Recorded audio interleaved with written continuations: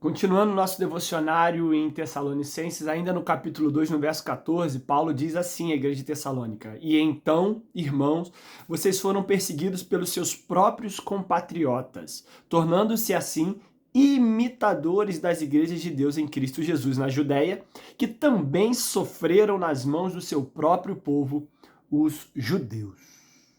Paulo está dizendo, na sequência daqui a gente vem pensando junto, de que ouvir a palavra, receber como palavra de Deus e se posicionar, ou seja, uma fé que opera naquilo que crê, isso traz e trouxe para aquela igreja perseguição, principalmente para os de dentro. E aqui a perseguição é a perseguição clássica do que a palavra talvez nos lembre, ou do que a história nos mostra. Expulsão de casa, morte, repressões físicas. Geralmente está nesse termo, nessas ideias aqui, essa perseguição que Paulo está dizendo que os tessalonicenses estavam vivendo. Hoje em dia, a gente não vive perseguição aqui, assim, no Brasil, né? Por ser cristão, você não vai ser preso, você não vai ser agredido, você não vai ser expulso das suas casas, seus bens não vão ser espoliados. E eu fiquei pensando, então, que perseguição, então, se posicionar ao lado do evangelho me traria como brasileiro? E eu compartilhei isso também com os irmãos que estavam presentes aqui quando ministrei esse texto aqui em nossa igreja. Existe uma perseguição, sim.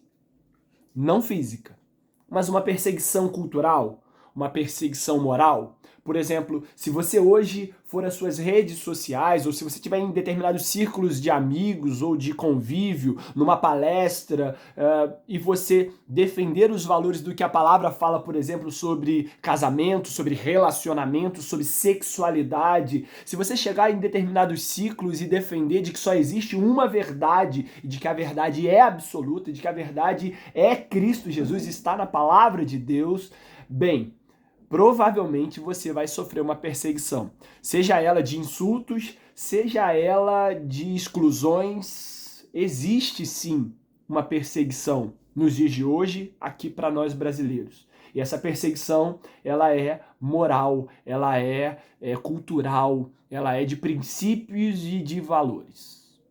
E aí aqui chega um ponto que também me fez pensar.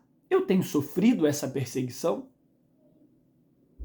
Eu tenho sido alvo de pessoas que não gostam de mim, que falam mal de mim, que se afastam, que se posicionam contra. Eu tenho sido alvo de pessoas que têm perseguido-me por conta da mensagem do evangelho, por ter recebido, lembra do outro devocional, a palavra de Deus com poder, ou eu sou indiferente, ou eu não sofro perseguição nenhuma. Eu não estou te convidando aqui a caçar problema de maneira nenhuma. Não é essa a ideia. O fato é que o texto está nos mostrando que todos aqueles que receberam a palavra de Deus se posicionaram como palavra de Deus, bem, inevitavelmente veio perseguição. E aqui é um ponto interessante também para a gente dar uma pausa e pensar nesse devocionário de hoje. Lutas, dificuldades e perseguições não são sinal sempre de pecado. Talvez, pelo contrário, seja sinal de postura e posicionamento diante da palavra. A reflexão de hoje, para que você vá ter o seu tempo com Deus aí, desliga esse vídeo, pense, eu recebi a palavra de Deus com poder? Essa palavra operou algo em mim? Se sim, qual a perseguição que eu tenho sofrido? Aonde que eu tenho visto que como povo de Deus, e Paulo está dizendo, calma Tessalonicenses, o resto do povo, todo mundo que aceitou e que andou com Jesus foi perseguido. Então, a perseguição é quase que uma testificação, uma prova real dos que são seguidores de Cristo. A pergunta é, você tem sido perseguido por quê? Pelos seus pecados, por ser alguém intransigente, egoísta, arrogante, ou você tem sido perseguido porque acatou a palavra com firmeza, como palavra de Deus, e isso tem gerado atritos e confrontos nessa cultura que é totalmente oposta à vontade e os desígnios de Deus. E aí, como é que fica a sua situação? Esse é o devocional que eu quero te fazer pensar. E agora o mais importante, desligar esse vídeo e ir para Deus, ter um tempo de conversar com Deus, falar para Deus e ouvir a voz de Deus também.